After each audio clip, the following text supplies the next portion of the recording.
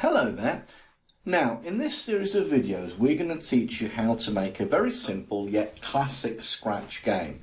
And that's what we know as the Mole Smash or Mole Mash, you might know it as. And you may have seen this game in sort of arcades or fun fairs. The physical game looks a bit like this. But there are also digital versions of that game that look sort of like this. And that's what we're going to do. We're going to make something that looks like a digital version in Scratch. So we're going to keep it simple, and in this video you'll watch it through, and at the end of it I want you to create two graphics for me. A hammer or a mallet, whatever you want to call it, we're going to whack with, and also the object that we're going to be whacking.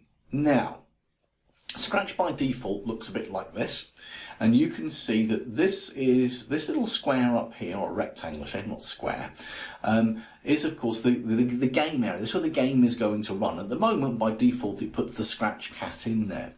And I don't want a cat there because we're not going to whack cats because that makes some people get quite upset.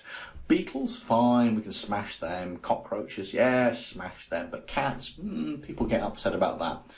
So, although Tom and Jerry have done it for years, so why people get upset, I don't know. Or did I think maybe just getting upset, something I've made up. Anyway, it doesn't really matter. I don't want a cat. So, how do I get rid of the cat? Well, down here, there's a little mini version of the cat, and I can press that bin there, and it's gone. So we want two graphics still. And how do we get those graphics? Well, down here, little cat head as well, look. It says choose a sprite. And I've got four options. I can upload a sprite, which we will come back to. I can get a surprise sprite, which if I click on it, gives me a snowman. It was a surprise. I wasn't expecting a snowman. And the whole point being is that you click on surprise. Oh look, I've got a takeout? Surely that's a bucket. I don't know who named that one. Takeout is what you get from a Chinese restaurant or something like that, isn't it? Oh, maybe that's what it is. Whew, I'm not convinced. I think it still looks like a bucket. Anyway, that surprised me. Or I can paint a graphic. Now, if you want, you can paint a hammer, and it's quite easy to do. What you do is you take a rectangle and you choose your fill colour. I'm going to go with black to start with, and I'm going to draw a rectangle. And look, there it is. That's like the handle of the hammer. And then I'm going to draw another rectangle. I'm going to go with, I want some sort of brown colour, I think. Oh no, look, I've changed the colour of that one. Oh, what, you know what, let's have a brown handle. Doesn't matter. I'm going to draw another rectangle, like so. It's a brown and a brown one. Let's change that one to black then. That would work, wouldn't it? So I've got a black. Oh, there we go. I've got these anyway. And what I'm going to do now is I'm going to take that off. Oh, I need to choose this one here, and I can put those together like that.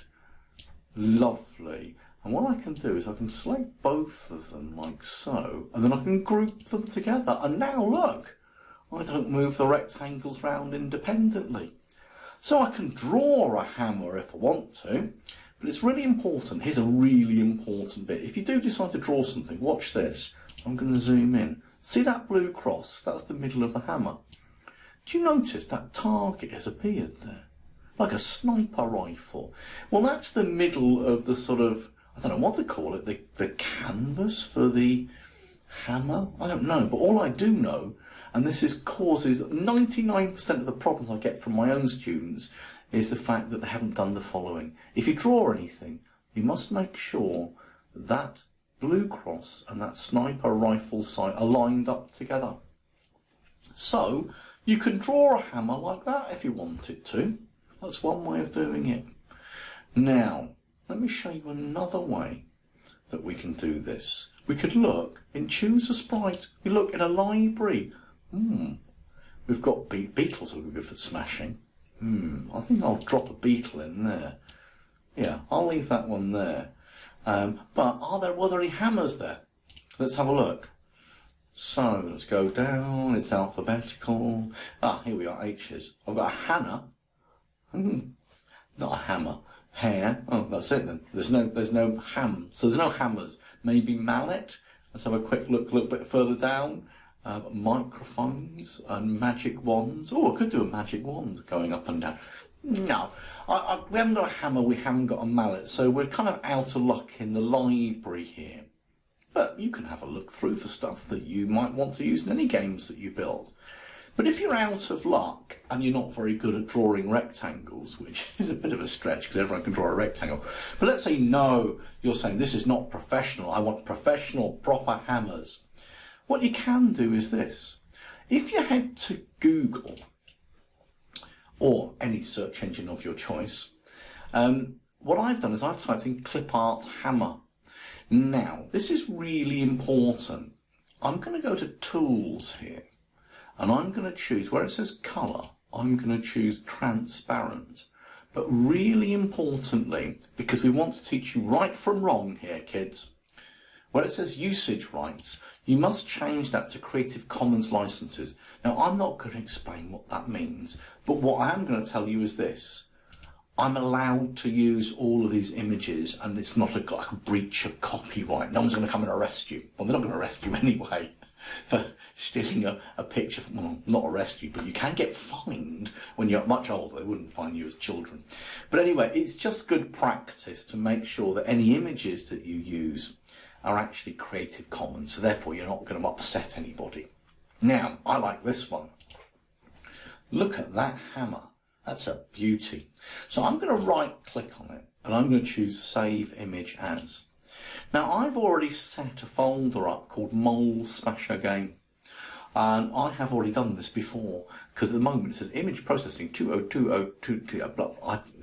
Okay, let's just call it hammer, which I'd already done because I've saved this already. So I'm going to press cancel because I've done it, but you would need to press save. And then back in Scratch, what we have to do is this. Upload a sprite. And it says, what do you want to upload? I'm going to choose hammer. And there is my fantastic hammer that's far too large. It's far too large. But we're not concerned about that. The size of it doesn't actually matter. So that's your task. I'll put this one over off the edge for the moment. All I want you to do is to create just two graphics for me. I'm going to leave that giant hammer. I'm going to get rid of this one here. It's a sprite one. I'm going to bin that one. I like my hammer. I like my beetle. I think that's going to make a good smashing game. I don't like the size of them, but that doesn't matter. All I want you to do is now to fire up Scratch and to make me a hammer and a beetle. But really, really, really, really importantly, when you've done that, because I'm not using the web-based version, I'm using the offline version. So if you're using the offline version, you must do File, Save to your computer. I made a folder called Mole Smasher Game. So I'm going to call this Beetle Smash. I wasn't sure, I should have called it, I should have got a mole really, but there we go, we ended up with a beetle instead. Doesn't really matter. But one thing I do know is that my Scratch game is saved in my Mole Smasher Game folder, so I can find it in the future. Anyway, I'm going to save it. That's all there is from me. You can stop this rather long video, but go and get yourself two graphics. You can draw them, you can get them from the internet. I don't mind how you do it, but get me a hammer and an animal that you're ready for doing some whacking on.